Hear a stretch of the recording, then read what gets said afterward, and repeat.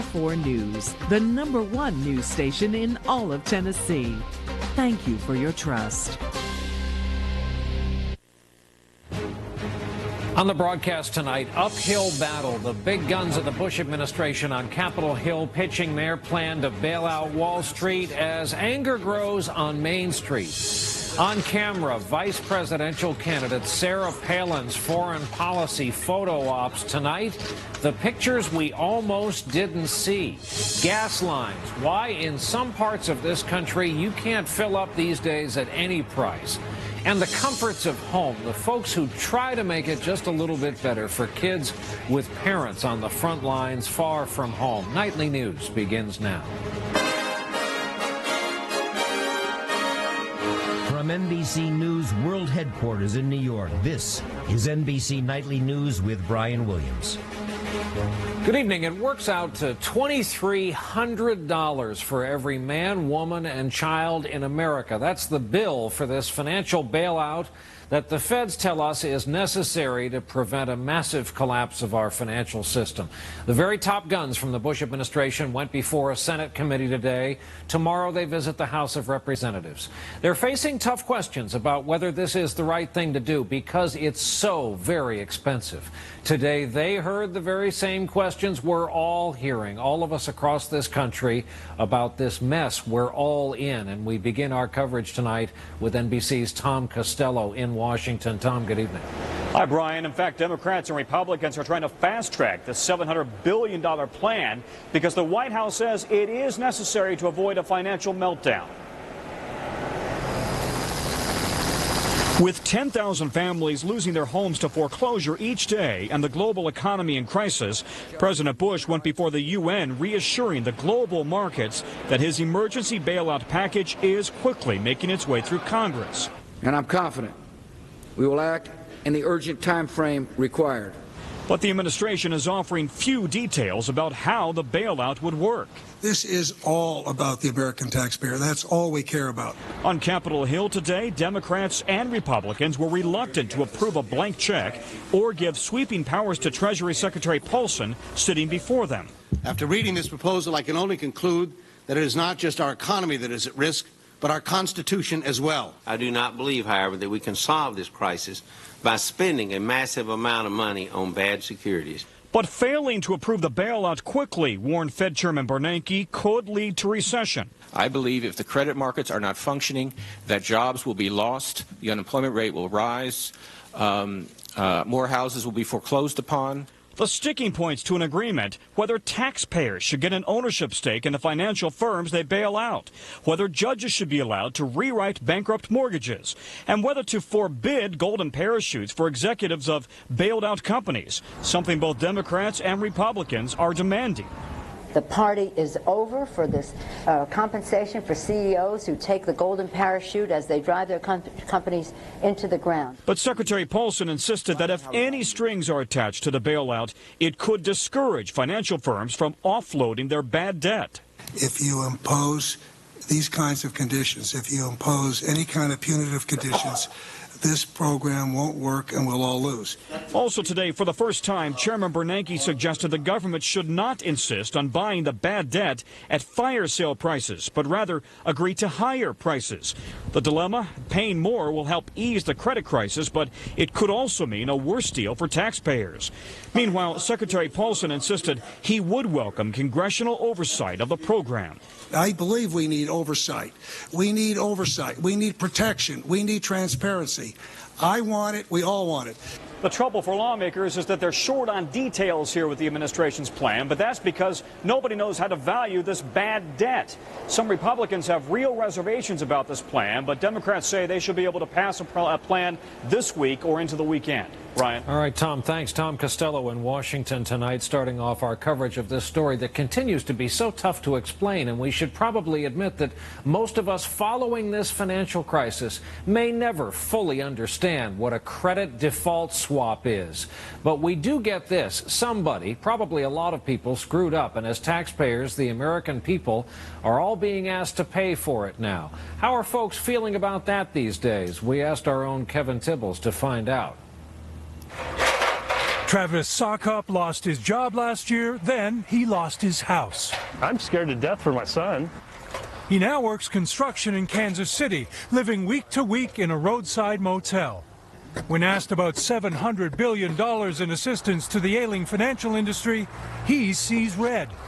I don't see why bankers need that much help. They're sitting pretty in their AC units and just having a good old time. Why help them out? They could be helping us out. On main streets, people say they are angry and worried. Scary, unstable, wondering what's going to happen next. I'm scared because I feel like I can't trust anything that I'm being told. I think that consumers today are feeling confused, and frankly, they feel out of the loop, that decisions are being made for them that are beyond their control. Well, if they're not terrified, they should be. From his home in Niceville, Florida, armed with the internet, Carl Denninger rails against the bailout with his website, Fed Up USA. What do you think the message is that's being sent out to the average American? They're going to be bailed out in some form or fashion, and you're going to get the bill. And that's what Congress keeps telling the American people. You have to spend money so the fat cats up in New York are okay. 63-year-old Susan Provençal lives the financial fallout each time she checks her retirement account. Every time I get a statement, it's minus X number of dollars. So I call it a donation rather than a contribution now. Maybe the government doesn't really care about us. Maybe they're more worried about their pockets than ours. As for his pockets, Travis Sockup says he'll continue to work 60 hours a week to put food on the table. Like millions of other Americans, he's got no choice. Kevin Tibbles, NBC News, Chicago. As we've heard, at the heart of this financial mess is the housing bubble, now a big issue in this presidential campaign. As we look at a different issue here each night, Carl Quintanilla takes it on for us in our look at where these candidates stand. There we go. So how are you doing today? This is the meeting Richard McZella and his family didn't want to have. Still trying to play catch up on everything. With a credit counselor over how to pay the mortgage on their suburban Detroit home, which has doubled. If there's nothing we can do, then we'll have no other choice but to walk away and turn the keys over. Situations like his are what the candidates are now up against. A potential 2 million foreclosures this year alone. Both McCain and Obama supported the rescue of Fannie Mae and Freddie Mac. They support reducing mortgages for those who owe more than their home is worth and would require lenders to give more disclosure when offering loans. McCain would also ensure future home buyers make a responsible down payment and would have the Justice Department investigate abusive lending practices. These actions are criminal, and the people who commit them should be behind bars. Obama, meanwhile, would give federal aid to hard-hit communities and mortgage fraud victims. He'd give struggling homeowners a tax credit covering 10% of their mortgage interest payment. That's another $500 each year for many middle-class families. Homeowners aren't the only ones at stake. Banks are now nervous to lend to anyone. And that's where the housing crisis becomes a big economic threat. I'm calling regarding the email that I received about the committee meeting. Serena Moore's small business employs 60 people, cleaning construction sites in Philadelphia. She's tried again and again to get a new line of credit. They called me back and said, unfortunately, due to what's going on with the credit and everything, we're not going to be able to fund it. When business loans dry up, then they stop hiring or raising the income of workers, and that would create more foreclosures, creating a vicious cycle. That's one reason the candidates' proposals may not address the short-term pain. This credit crunch is like crushing your dreams. Especially when your dream is growing your business or just keeping the home you thought you had. Carl Quintanilla, CNBC, New York. Which all brings us back to this campaign trail with 42 days to go. We're in the mix of news today. There is a new Obama ad airing in Michigan that doesn't just tweak the McCains for owning a reported 13 cars, but criticizes them for owning foreign cars. And it's been a rough couple of days for Joe Biden. Misstatements about coal plants in the U.S., FDR being on television before television was invented, and Barack Obama has been forced to go against Joe Biden on the massive AIG insurance bailout. Biden had come out against it, but Obama told Matt Lauer this morning his running mate should have held off that judgment at the time. And that brings us to the GOP running mate, Sarah Palin. today was designed to showcase her in pictures like this one at the big UN General Assembly gathering here in New York.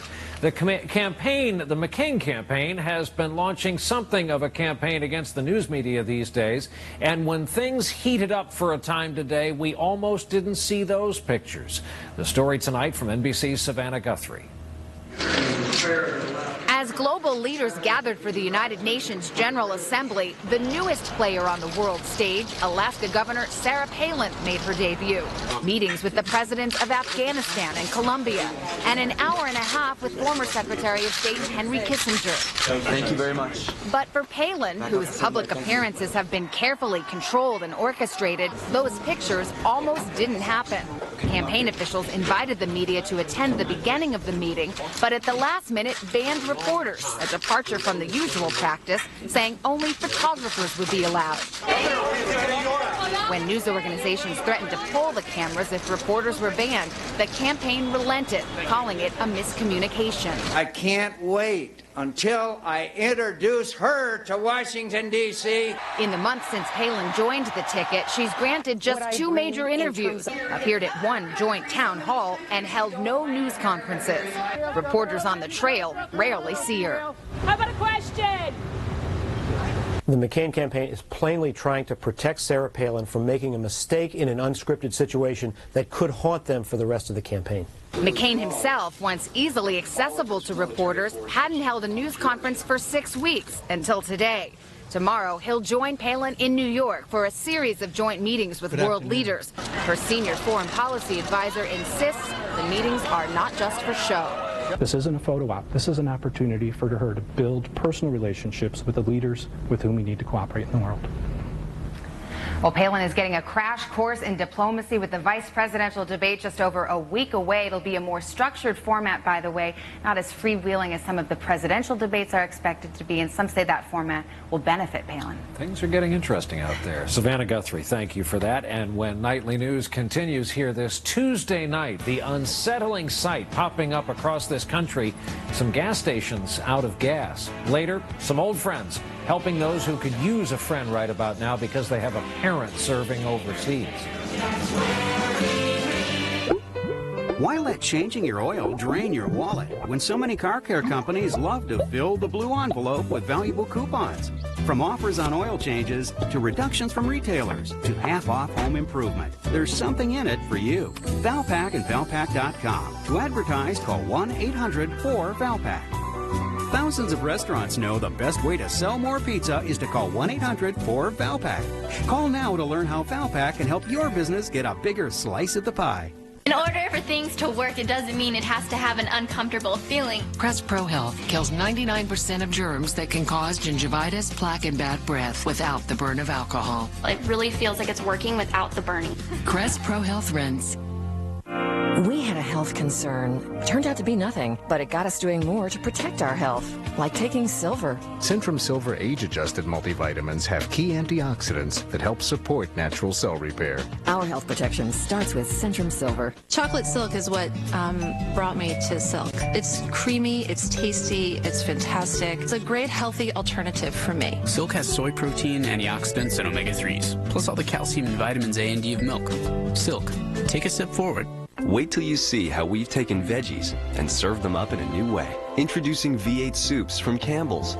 A full serving of vegetables in a soup so velvety and delicious, you won't be able to contain yourself. New Campbell's V8 Soups. From nature comes Greenworks. Natural plant-based cleaners without harsh chemical fumes or residue. Since Greenworks products are made by Clorox, they clean with the power you'd expect. And they're made from natural ingredients. Now there's new Greenworks Natural Dishwashing Liquid. It removes grease and baked on food, leaving your dishes clean and shiny. Greenworks, naturally.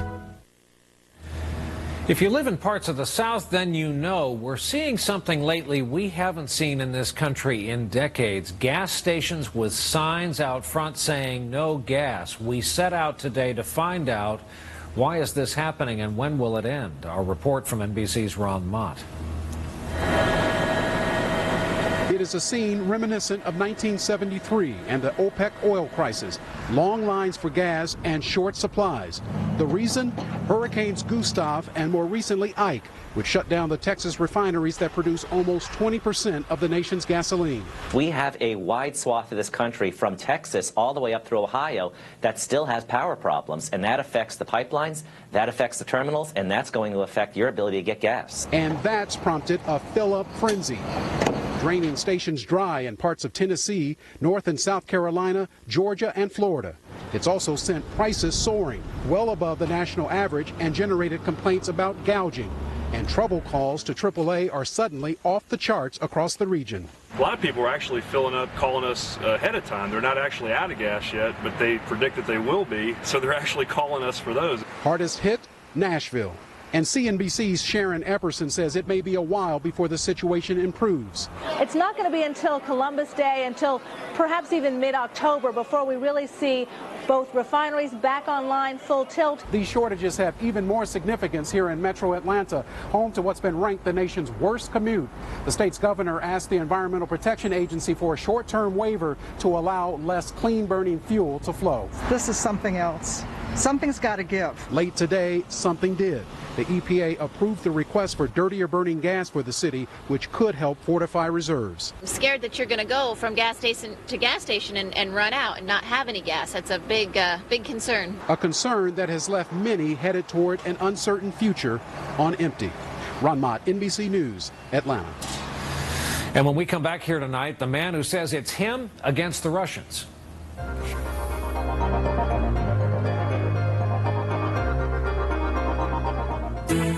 Women are learning that as we get older, it gets harder to build bone density with calcium and vitamin D alone.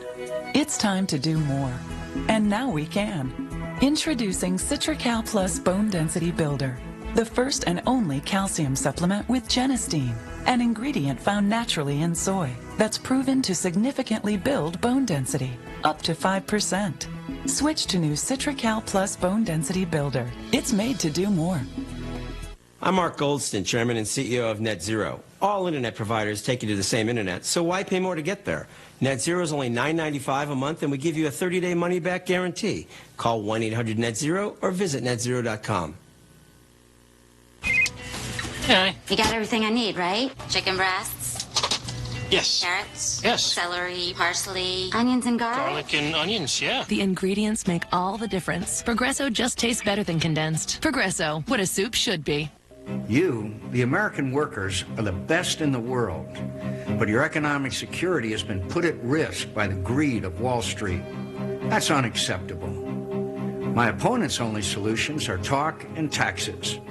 I'll reform Wall Street and fix Washington. I've taken on tougher guys than this before. Change is coming. John McCain. I'm John McCain, and I approve this message. I've had asthma for 17 years.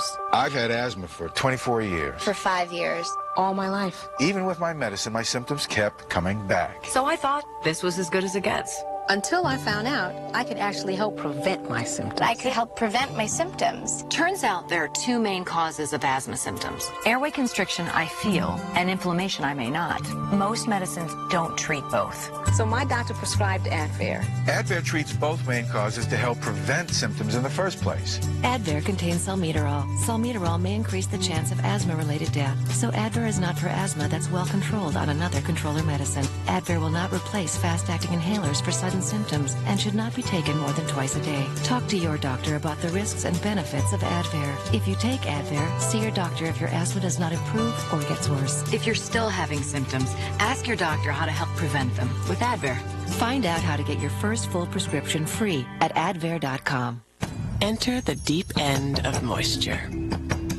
Only Olay Ribbons Body Wash adds a ribbon of actual moisture to wrap your skin in 2 times the moisturizers. Olay Ribbons Body Wash from Olay. For people with diabetes, simple steps can make it a whole new day. Start your day with delicious Glucerna cereals. They help minimize blood sugar spikes, which can help lower A1C levels. Glucerna, smart nutrition for people with diabetes. We're back, and as we mentioned earlier, leaders from around the world are gathered here in New York tonight for this massive meeting of the United Nations. That includes Mikhail Saakashvili, the president of Georgia, the small nation that, as we watched weeks ago, found itself at war with Russia. Earlier today in the studio, I had the opportunity to talk with him about that and about his relationships with the candidates currently running for the White House. On the second day of the conflict, Joe Biden called me, and that was the time when everybody was expressing their solidarity. The same for Senator McCain. Senator McCain was extremely supportive, extremely helpful. I mean, he really got it. How do you view the prospect of perhaps dealing with Governor Sarah Palin as Vice President Palin someday? Well, I mean, as I said, we already have Joe Biden, who is amazingly smart and competent on Georgia's issue, and I had a conversation with Sarah Palin. She was very interactive, very amicable, and very, you know, I've never met her, obviously, but she really made very good impression in the telephone folks. She's somebody, obviously, that is ferociously smart. So, but as I said, we have, I refuse to choose.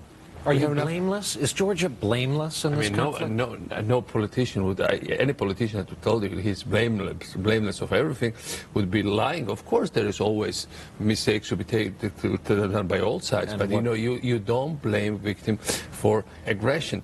This is from our own analyst. Georgia's military is defeated, period.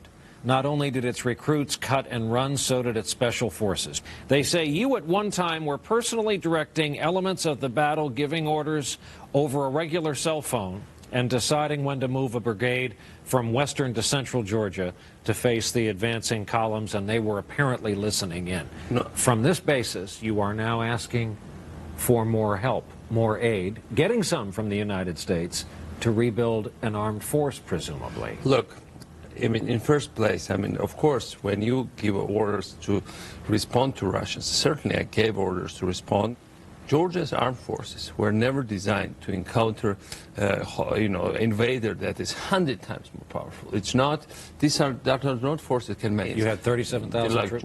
We had less than 20,000 troops, and you know, our main army brigade was in Iraq at that moment, and we never called it back because we didn't expect this kind of swift Russian invasion.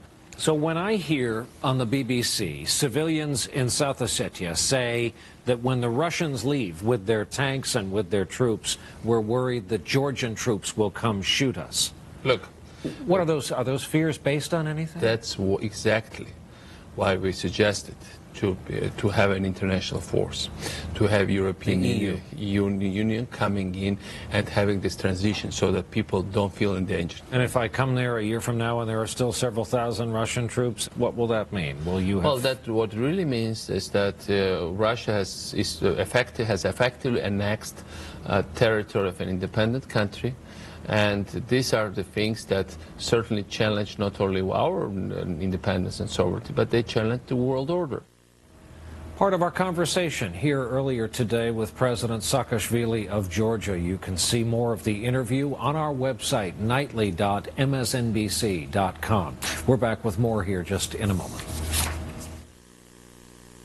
Meet Bob Kearns, inventor of the intermittent windshield wiper. It's such a simple idea. Where did you do your research? My basement.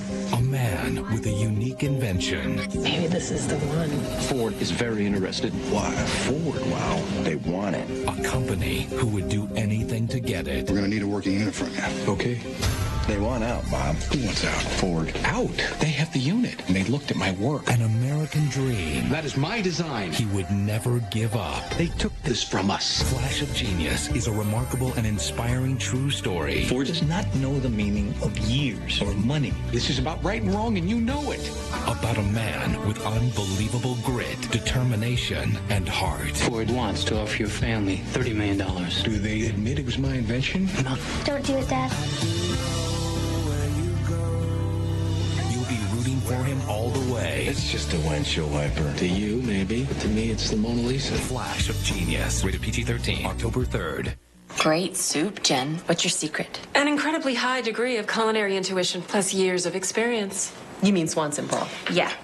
Made with all-natural chicken stock and flavored with garden vegetables and herbs, the secret to great-tasting homemade soups is Swanson broth. I was one of those people too who was like, soy, I was a little weary about it. And then when I drank it, I was like, this is so good. Silk has soy protein, antioxidants, and omega-3s, plus all the calcium and vitamins A and D of milk. Silk. Take a step forward. Where does it hurt? My aching back. Introduce yourself to Thermacare Heat Wraps. Real penetrating heat. Clinically proven to deliver targeted pain relief that soothes and relaxes tight muscles all day. Great idea. Try Thermacare Heat Wraps and wear it where it hurts. Can a multivitamin support a healthy body and alert mind? My One-A-Day does. New One-A-Day Women's Active Mind and Body is a complete multivitamin with support for bone and breast health, plus extra B vitamins and a guarana blend to help you feel alert and energized. One-A-Day. Want to steal a cookie from our cookie jar? When it's a tasty cookie that's actually good for you, why not?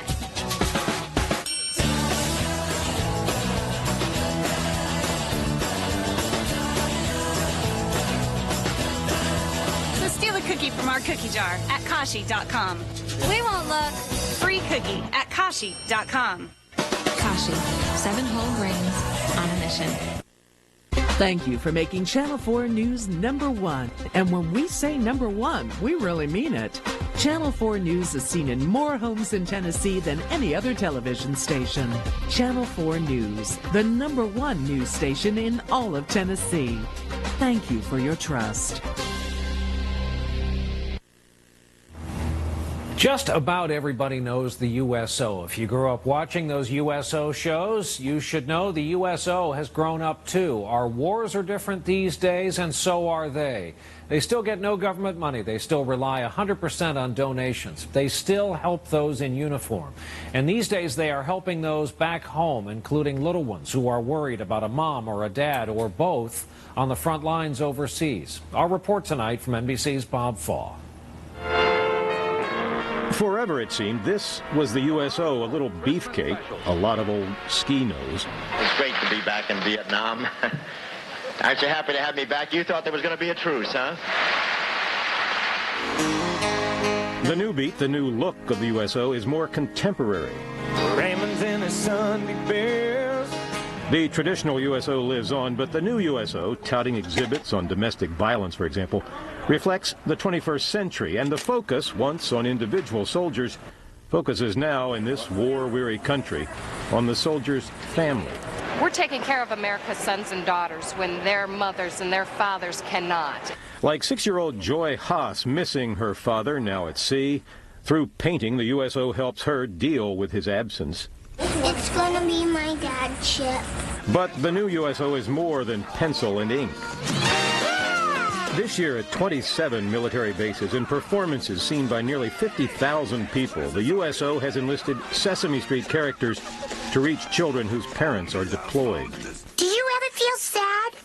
Like when you miss your mommy or your daddy? Elmo tells them that's okay. It's okay to be sad. It's okay to be scared. But you know what? Without the support of friends and family, you know, there's nothing else than that. No, it doesn't always work. Sometimes the pain of separation is too great. Yeah, there's nothing that can make it perfectly all right. But more often than not, the message does get through for spouses. Hang on and he'll be back and keep it, you know, keep going. And for the children, there is often a moment of magic. It's okay to be sad a little bit. Yeah. Is that what Elmo said? Yes. Today's USO still serving those in uniform and some who aren't. Dance to the music. Bob Faw, NBC News, Mayport, Florida. We'll keep those little guys and their parents in our thoughts and prayers, and that's our broadcast for this Tuesday night. Thank you for being with us. I'm Brian Williams. We'll see you tomorrow evening from Texas. Good night.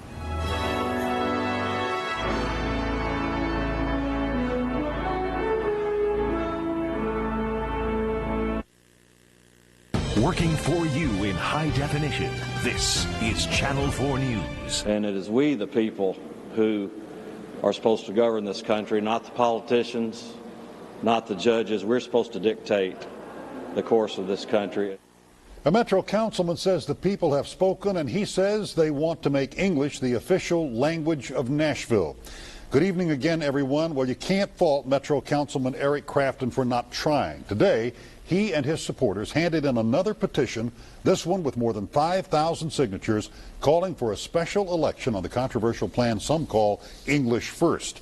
It's a move that's going to cost taxpayers hundreds of thousands of dollars, and Crafton says for that you can blame your elected leaders. Channel 4's Alan Frio has the latest. With his eyes on a January 22nd special election, Eric Crafton delivered the new petitions to Metro's Election Commission this morning with another dig at his political opponents using the first three words from the U.S. Constitution. We, the people, have decided that we want to have a referendum for a charter amendment to make English Nashville's official language. Metro